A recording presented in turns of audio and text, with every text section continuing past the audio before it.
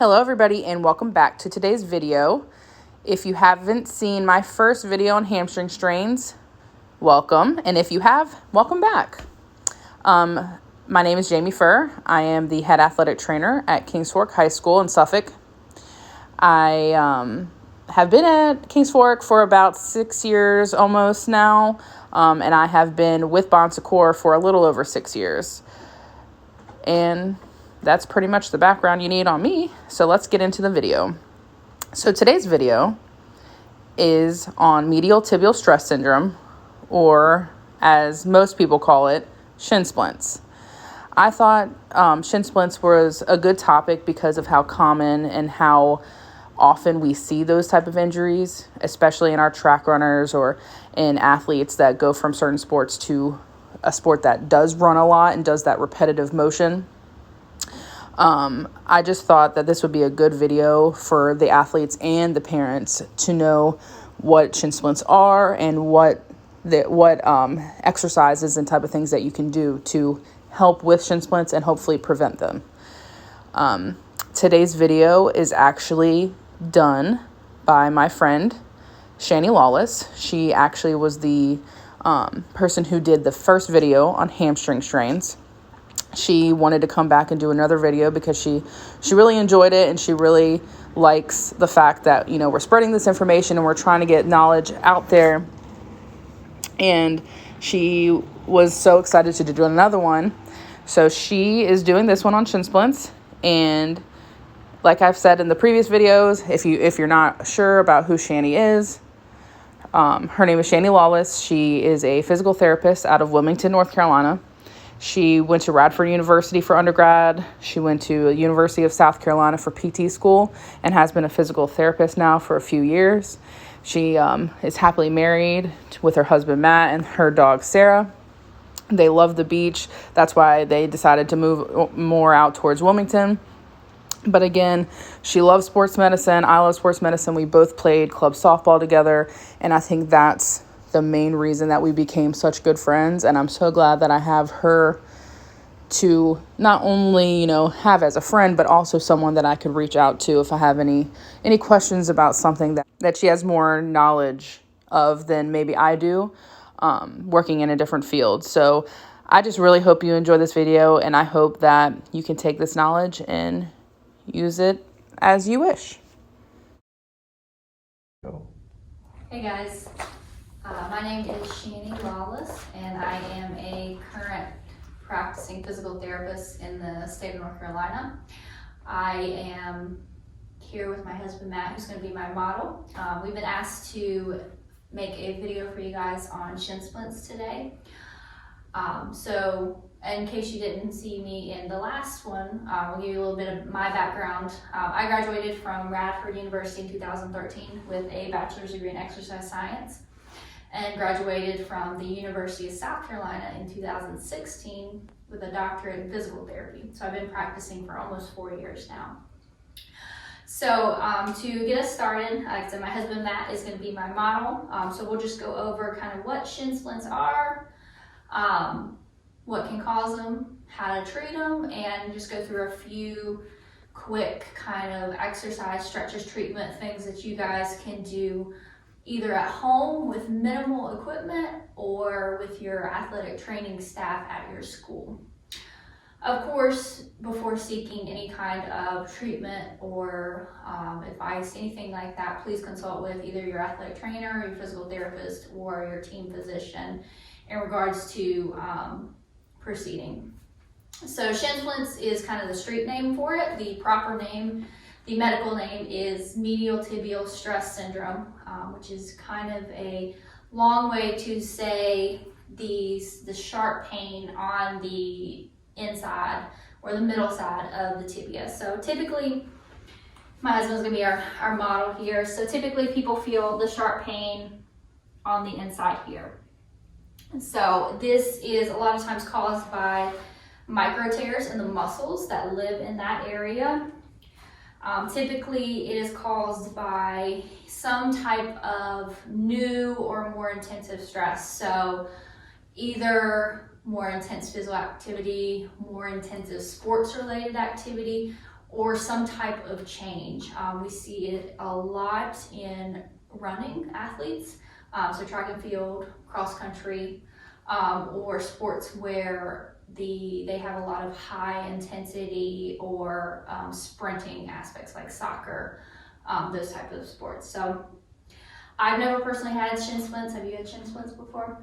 Can you describe them? They hurt. They hurt. Like I said, I've had patients who say it's almost like a sharp stabbing pain, and they feel, for more PG related terms, they feel absolutely terrible. So, of course, in the first 48 to 72 hours, again, like with any other kind of overuse or athletic injury, we recommend rest, ice, and a compression wrap can also help, or some type of compression socks, which I know for the younger folks is not usually ideal, but that is the best treatment for those first couple of days because it is so new and so acute. You don't want to aggravate it and make it worse, and make your athlete feel much worse. After that, within that first 2-week period, the next best recommendation that I can make is for stretching. So typically with shin splints, we recommend stretching the calves and the hamstrings. Really across the board, honestly, for anybody, calves and hamstring stretches are good.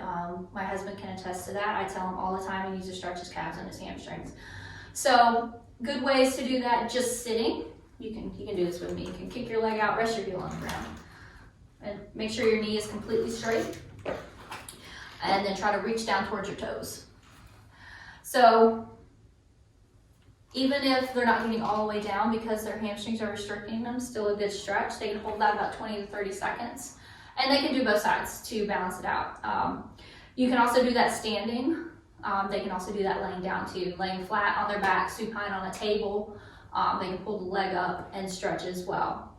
If you are a dog owner, a good option in your house is to take your dog leash, the canvas leash, wrap it around the foot, and use that to stretch out the calf a little bit more. Anytime you can pull the foot or the toes up towards your face, you're gonna get more of a calf stretch there too.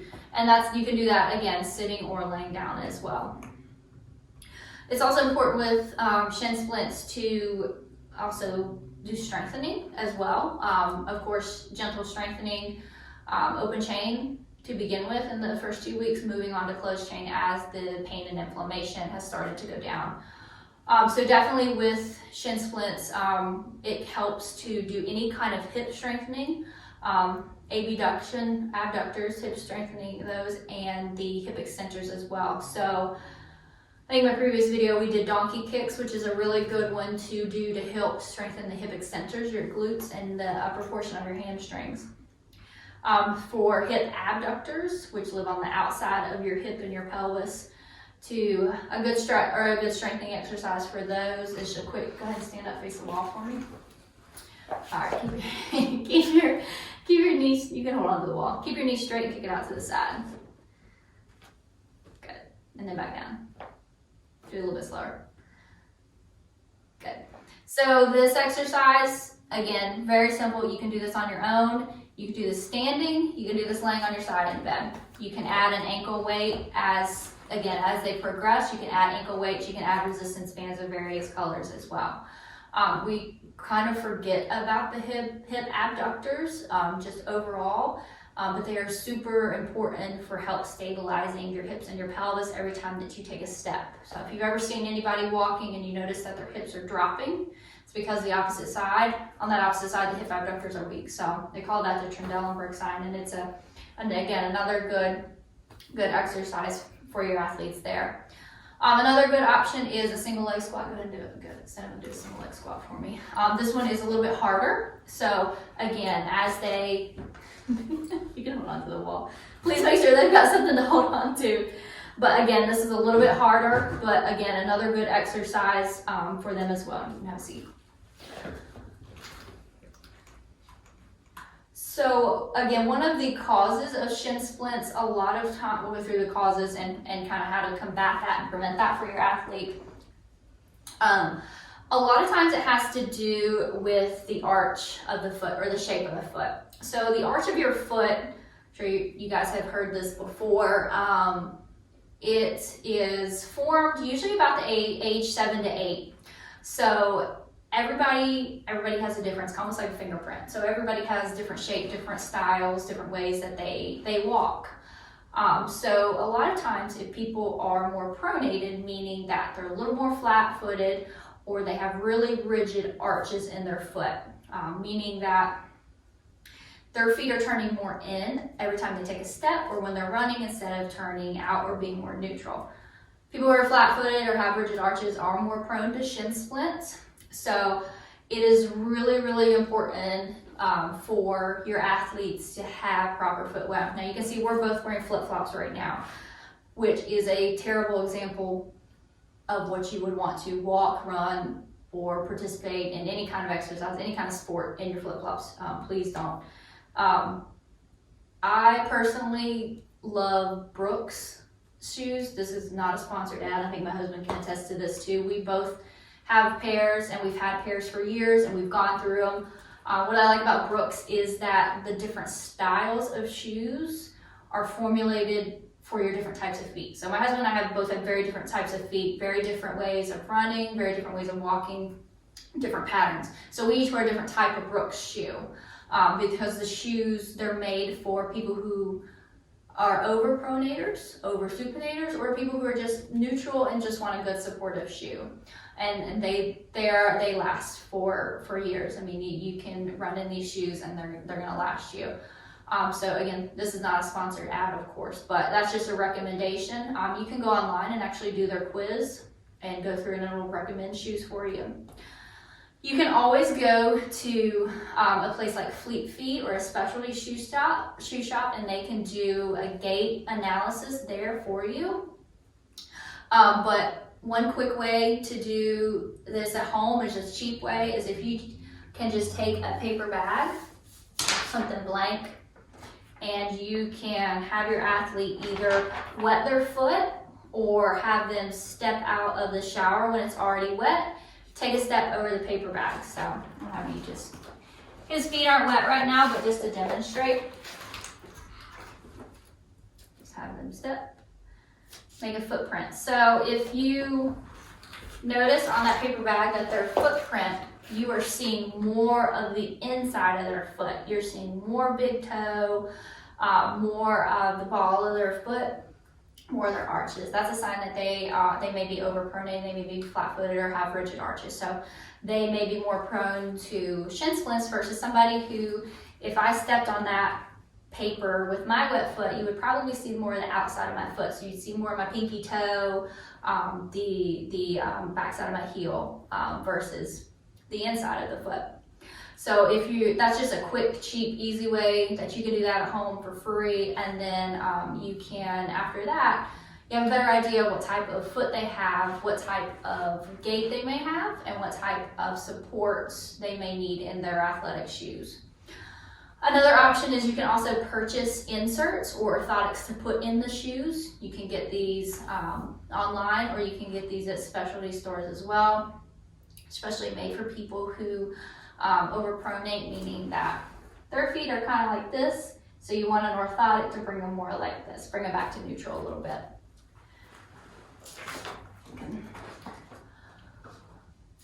It's also important to strengthen the foot and the toe intrinsic muscles. Again, we kind of forget about those because they're small and they're kind of just there. So some exercises that you can have your athlete do either in the training room or at home along with the stretches is you can have them pick up marbles with their toes. I don't have any marbles, but you can throw out marbles or bouncy balls and have them pick them up with their toes and put them in another bucket. Another one is called the ankle alphabet. You can have them put their foot in the air and draw the imaginary alphabet with each foot. Go ahead and try to do that. So each letter, working the ankle and foot muscles there. Another one, again, something you can do, have your athlete do at home or in the training room, just quick and easy. You can toss a towel down on the floor or a wash rag, t-shirt, whatever you've got, and just have them scrunch the towel with their toes.